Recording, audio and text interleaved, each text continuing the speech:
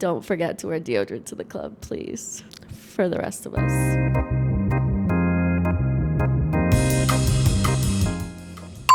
My name is Chippy Nonstop, and I live in Toronto, Canada. I didn't have anything for breakfast or lunch or dinner because I was partying till 9 a.m. My USBs, so I can plug in anywhere. Also, deodorant necessary at the club. Don't forget to wear deodorant to the club, please, for the rest of us. The first thing I do when I wake up is look at my phone. Bad habit, but I do it. I think everyone does it though. I really love the soundtrack for the movie Climax, one of my favorite movies, and the soundtrack is amazing. So yeah, and then the Challengers soundtrack, the new Challengers movies, I love the soundtrack for that too. But yeah, Climax is my favorite soundtrack by far. A few weeks ago, I bought tickets to go see Trisha Paytas. Like, she's a YouTuber that's like unhinged, but my train home from where I was delayed, so I didn't get to see her. But I used to watch her videos when I was like a teenager all the time. I don't know if it's the first, but it's probably one of the early ones.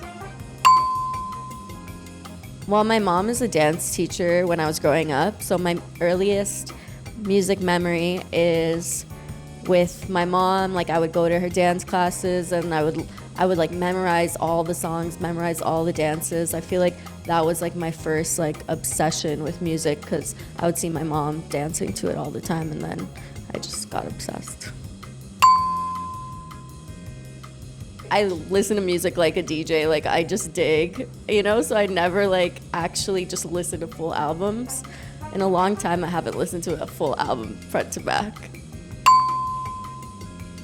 So last night I DJ'd, and then at the end I closed with one of my new Unreleased songs that's coming out in June. So it's called Famous. Nowhere by Gregoraki. It's one of my favorite, inspired one of my last projects. And I just love the aesthetic, the visual of it all. I love the window seat. I have to put my head like this on the window, or like by the window, and I could hold my pee for like 16 hours. So I don't even have to get up to go to the bathroom. Like for the whole flight to Australia, I didn't get up once, and I was just sitting like this with my head on the window. I played in the most crazy places ever. Like during the pandemic, we were throwing like raves in the middle of nowhere, and we were literally having to walk through fences like this to get into the locations. And one place, I swear, I was like, oh, the cops will never find us here. Like we literally had to like crawl, go under a fence, like all this shit. And then all of a sudden the police like are coming out of like the jungle. Like we can just see them coming down. They're like wearing night vision, like had guns and stuff, and we're like, oh shit. So yeah, that was the craziest experience ever. And then we ended up like packing up our U-Haul and going to another location, and the same cops found us like an hour later. But yeah, the cops ruined our fun. Just a comfy bed, honestly. Like when I'm in a hotel, I'm just lying there, not moving. So I mean, good food, room service necessary. I would say a gym and pretend I would go, but there's no way I'm going. Maybe steam room. Just sitting and scrolling on TikTok. I know that's stupid, but it's just, I just like zoning out. I'm not even paying attention. I'm just like scrolling. It's bad, but it's a small pleasure. Unhinged, like it's just so random. Like obviously there's a lot of DJing, but like I just keep trying to scroll past it because I don't want to consume too much DJing content. But it's just very random, like story times, like random influencers that are just unhinged. Like right now it's like this girl Ash Trevino, I don't know if you know her, but she's like all over my timeline. Like she's like a scammer. Summertime's my favorite. My birthday's in summertime, and I don't like wearing a lot of clothes. I love 160. I know it's crazy. 140 or 160, but I love 160. Fun, playful, unhinged. Someone kept saying some word describing my set yesterday. I can't remember, but maybe like bouncy. Yeah, like very bouncy, like fun. A bottle of tequila. I always wear really high heel shoes because I'm short and sometimes they forget to give me like something to stand on. So I always like wearing really high shoes because I'm 4'11". Avril Lavigne. I really like singing Avril Lavigne because it's like easy to sing. So yeah, that's probably one of my favorite, any Avril Lavigne song. I'm not really like that obsessive of a person, honestly. I just like exist. Perfect day in Toronto. Take a flight out and go somewhere else. Fly to Mexico. Mexico City's amazing. The nightlife's amazing. The culture's amazing. Yeah, anywhere else. 5 a.m. at a dark, dingy club. I feel like my whole life is a creative risk. So, yeah, just living every day is a creative risk. I just do whatever the fuck I want, basically, so it's risky. You just gotta make the decision. This is done, let's move on. We can come back to it if you really feel like there needs to be something, but give your ears a break and then come back to it. But just make the decision, because like as an artist, you're gonna keep working on it until it's perfect, but like what is actually perfect anyway? So yeah, just make the decision and go for it. That's when you know it's over. Well, I'm always randomly selected, so not my fault, but yeah, so that's probably the worst part of being me, because I also was deported from America in 2015 and I got banned for 10 years, so there's like a thing on my paperwork, so I always get randomly selected. But I'm pretty chill, like good at traveling. Like I actually like it, which most people don't like it, but I sleep the best on the plane. When I first started, I was really, really young, and I was just like, yeah, let's have fun, like, let's make music, go in the studio with anyone, do anything. And I didn't realize, like, especially when you're just starting off, you have so many ideas, so much inspiration, and you're going in there just telling or like going into sessions, just giving everyone all this content, all this, like, material, and then you're like, oh, wait, fuck, like, they use my voice, they use all these things, and I'm not getting paid, basically.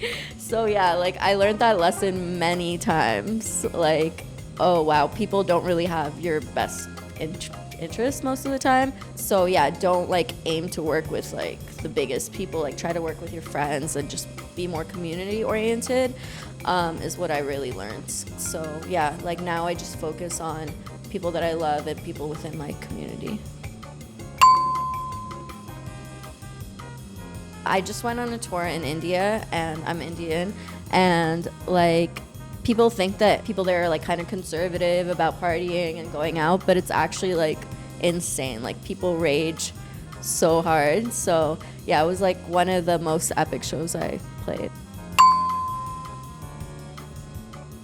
I want to work with Arca, and yeah, I think that's someone I would really love to work with. My last project was inspired by both Climax and Nowhere. They're two different movies.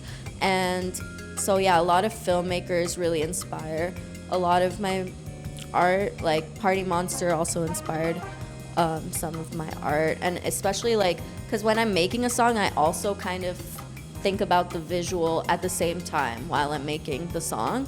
So yeah, I think a lot of directors really influence my art making process. A few years ago, DJ Pierre, he played my birthday party. He's like amazing. He's like one of the creators of Acid House. So yeah, he's a legend. So I probably would see him again. What venue? Maybe at Berghain. I think the world needs a Chippy Nonstop autobiography.